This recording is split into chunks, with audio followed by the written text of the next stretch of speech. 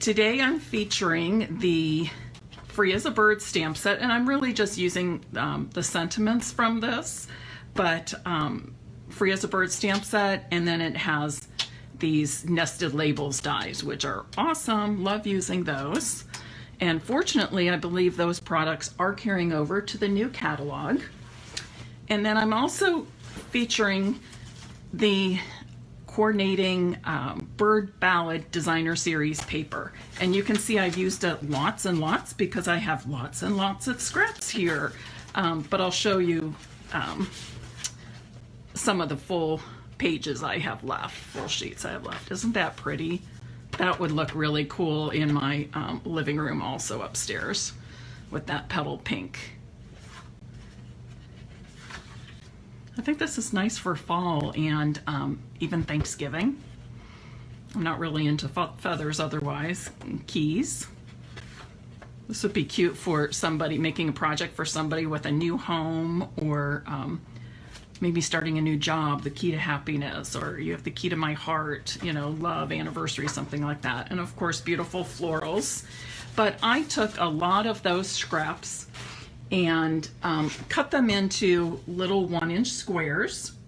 I did take a look at the coordinating colors for the Bird Ballad Designer Series paper, which is usually how I start my projects. I look at the Designer Series paper first and then pull colors from there, and you will always find the coordinating colors listed on the label of the Designer Series paper. And this one happens to have a lot, so I pulled 4 of them.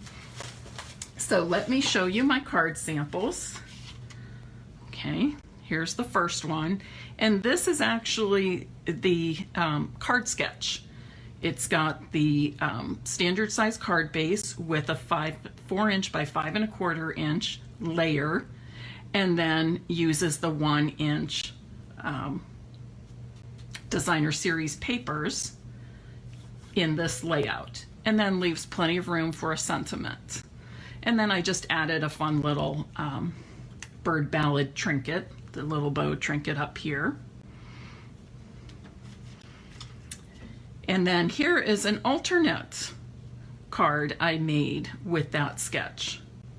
Okay, I just turned it around a little bit. So let me show you how I do this. It's really quite simple. It looks like it could be a little bit intimidating, but it's really not. You're going to start working with your 5 1/4 by 4-inch layer. Okay, and what I like to do is just, and I have an assortment of these, and you can see there's no rhyme or reason. I just started laying my squares down. Okay, so when I did this, I want to start near the top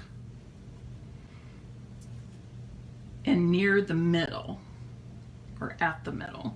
And if you want to come over your squares on the grid paper or measure, you can do that.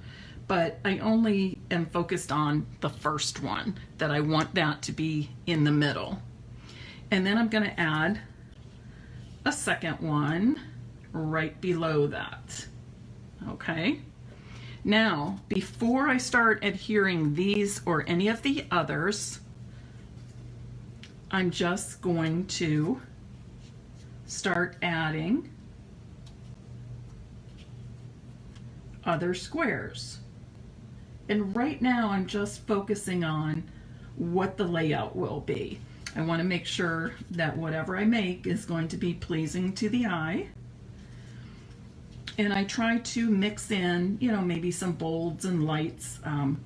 Like I was going to stick this one here, and I decided no, I didn't want to do that because they both have white backgrounds. I wanted to split them up with some color. Good morning, Marion and Alice. I'm glad you're here. Hi, Pam. Thanks to everybody who's sharing and commenting. Be sure and comment because I am giving away cards today. I'm going to give away my 2 sample cards. And if you jumped on late, here they are. This is the card sketch. Card base, 5 1/4 by 4-inch layer, and then a design of 1-inch squares. And then I'll also show you how I made my alternate card there. So really just focus on the arrangement of your squares. And don't worry just yet about adhering them down. You just want to take a good look at how everything is laid out. And really my only concern when I do this is I don't want very similar designer series papers right beside each other. Now that might be a little too much white there side by side. I could flip this over, and I've already used that pattern, but that's okay. You know what? I think I'm going to switch out one of these because I haven't used the green in my either of my other cards I showed you. Okay, so when it's like that, I like to use my multi-purpose glue, and I go back to the first 2 squares I started with.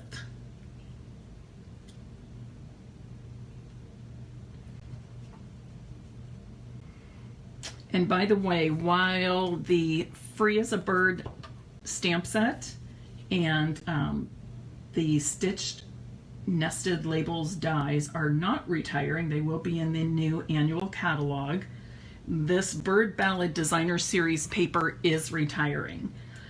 If you love it and you think you want more of it, get it now. It's when I looked earlier, it was still available, and it's on sale for $8.05 instead of $11.50. So that's awesome. I love being able to purchase things I love at a sale price at a discount, don't you? Of course.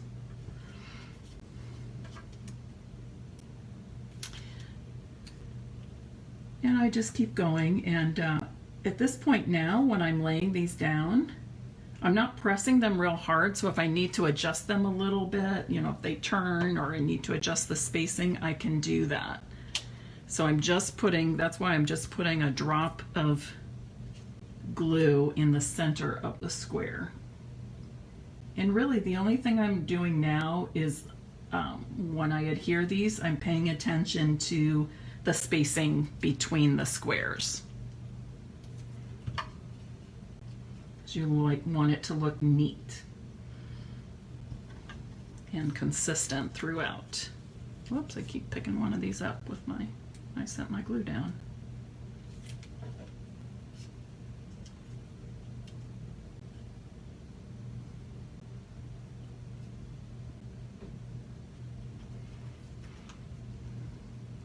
Now on this one, I just need that corner covered, that little triangle. So I'm only putting glue in the corner of that DSP square. Let's be moved a little closer. And I'm going to do the same thing over here with this triangle. I think I'll stick this on.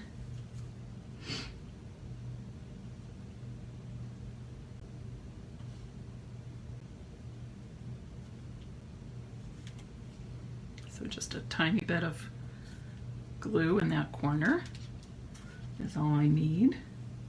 I don't need it to stick to my grid paper or desktop. Okay, and now when those are all in place, just gently push them down. I'm not rubbing because I don't want any to slide out of place, but just gently push them all down into place. This spacing's a little tight on this side. Let's see if I can slide those a wee bit. Okay, that's better. Okay, so now when I get to this point, whoops, I did stick one. When I get to this point, I need to, and you can do this with your scissors, your paper snips if you want, but I tend to do it with my paper trimmer. I want to cut off all those pieces that are extending beyond the edge of the cardstock.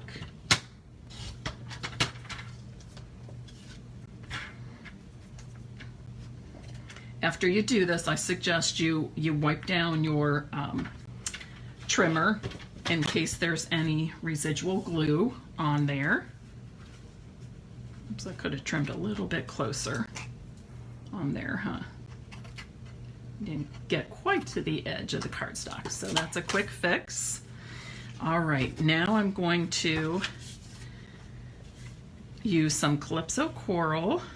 This is my card base. Oh, I like that very much. What do you think? I like the color combination too. But I do want to add a greeting. The other sentiments, the sentiments on the first two cards I showed you, I stamped with Basic Gray. Basic Gray is one of the coordinating colors in this. Oh darn, I got smudge there. Shoot. But this time I think I'm going to stamp with the, I was going to do Soft Suede, but now I'm thinking maybe Calypso Coral. Maybe I want to stamp with Calypso Coral instead. Let's try that. And let's see, I used a couple of the sentiments from the stamp set already. I'm trying to watch comments here. That is gorgeous paper. Oh, Julie, your mom would love these. You're going to have to make her some. All right, I'm going to use this. The world needs more of you. Thanks for being you. Or maybe thank you with it. I think that would make a nice thank you card. So I'm going to do that now.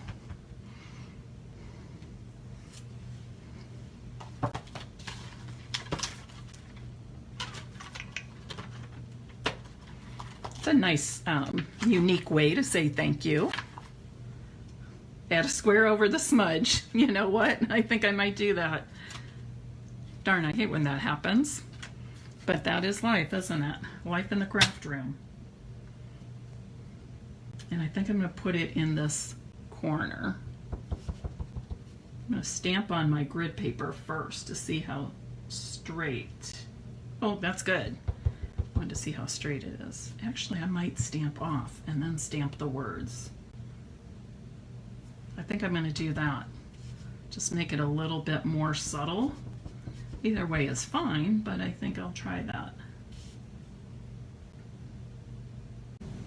Well, I'm back. I went out and came back in.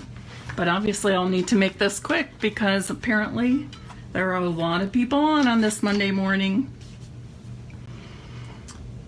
If somebody doesn't mind commenting on the video before and just say, hey, Mary's back on, they might need to refresh their screen. I'm not sure about that. And what did I just do with my little stamp? Here we go. So we'll see how much I get through here.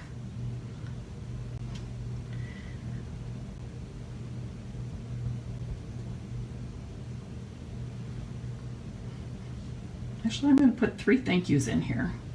Thank you. See how I do. This would be a good time for the Stamparatus. Actually, I'm going to make it 5 because it looks a little off. And actually, I don't like that at all, so I'm turning it over and I'm forgetting that idea. Maybe I'll try this. Thank you.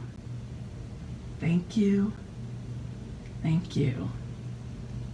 And that's kind of cool. That's something different. So now I'm ready to adhere this to the inside of my card. And I'll put this on the front of the card. I'm going to let that ink dry on the other one for just a moment.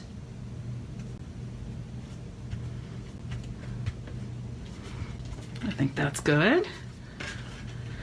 Yes, welcome to the world of Facebook, where it goes out on you just like that.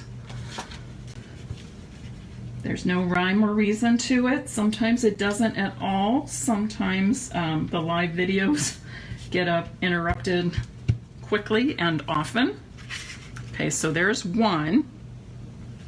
And before I put any embellishments or anything on here, I'm going to jump to the other one very quickly so that I can show you that, just in case the live video, the live stream gets interrupted again.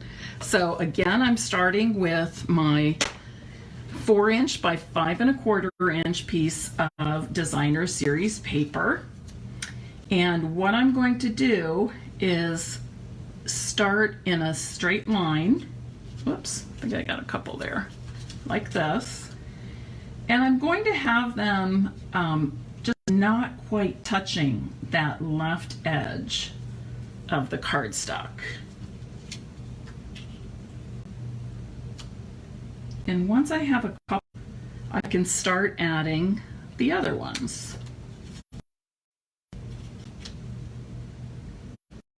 And just not quite to the left edge, keeping,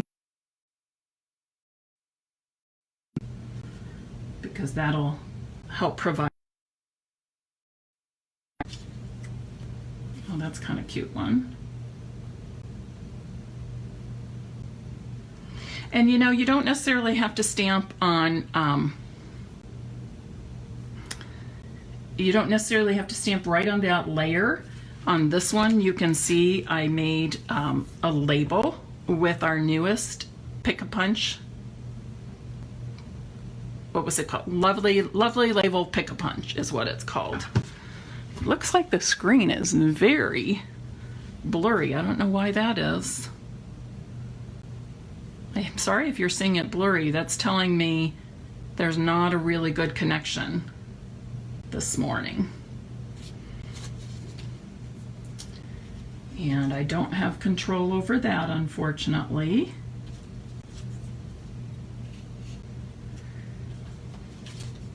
And you can see I just keep adding the pieces, and I will fill in those others as well.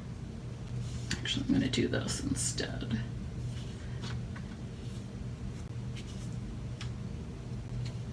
And you do want to fill in all these edges, even at the top and bottom here. So now I'm going to start adhering some of these 1" squares. And now my focus as I'm adhering these is having some uniform spacing between the squares.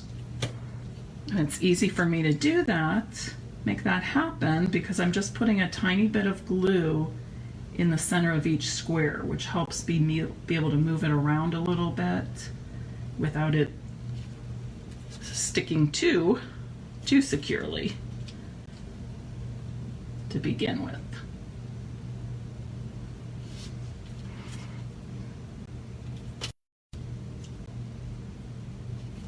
Sylvia, no, it's not you. You didn't do anything wrong. That's Facebook. I think when Facebook gets overloaded, that happens. And really, there's nothing any of us can do about that. This time I was fortunate because, and when it does happen, for those of you who get on a lot, you know this, but when it does happen, I will always try to go out and come back in.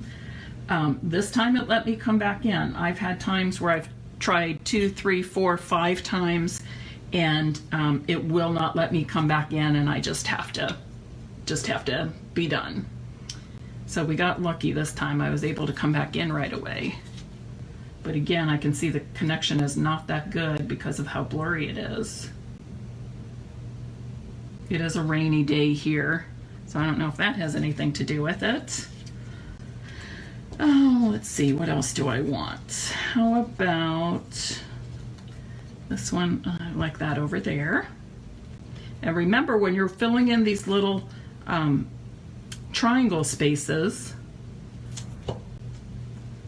put the glue on the part of that square only where it's going to be adhered to the cardstock. Nothing else is necessary.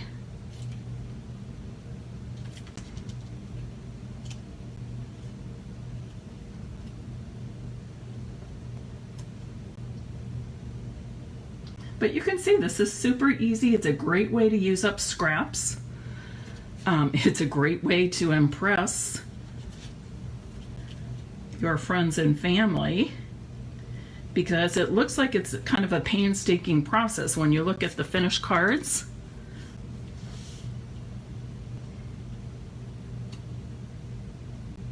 But it's really not bad.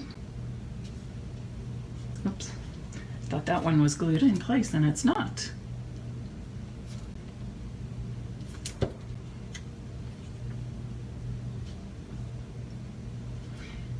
And I know, and there's no doubt, if you have lots of paper, you have lots of scraps. So everybody can do this. You don't need to be an experienced stamper or crafter. Everybody can do this. Even kids can do this. If you're home with children, get them involved in this. Kids would love it. And kids are quite creative. Kids are good at, you know what it is kids are good at thinking outside the box.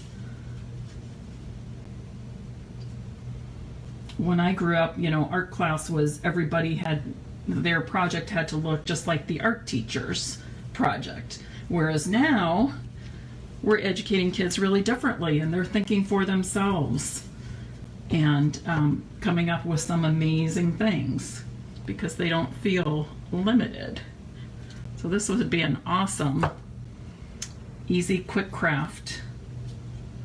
No, I didn't put that in the right space because this is a corner. There.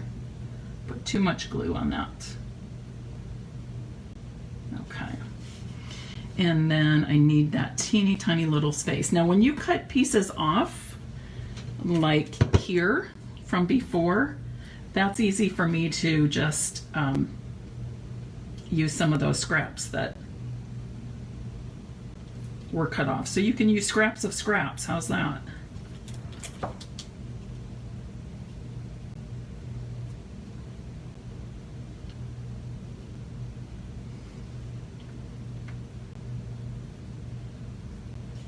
And you're right, Dana, kids don't quite have all that brain clutter. And we need to make sure that kids are not having all that brain clutter. You know, this is kind of a worrisome time when I think about children.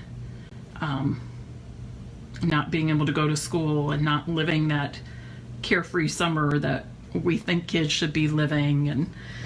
And, you know, we just want kids to be okay. We want, and adults too, we want everybody just to feel good about the world and their life and themselves.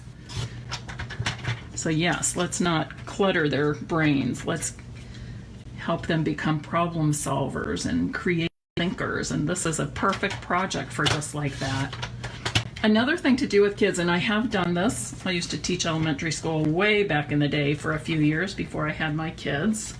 And then I've always volunteered at schools and with children and stuff.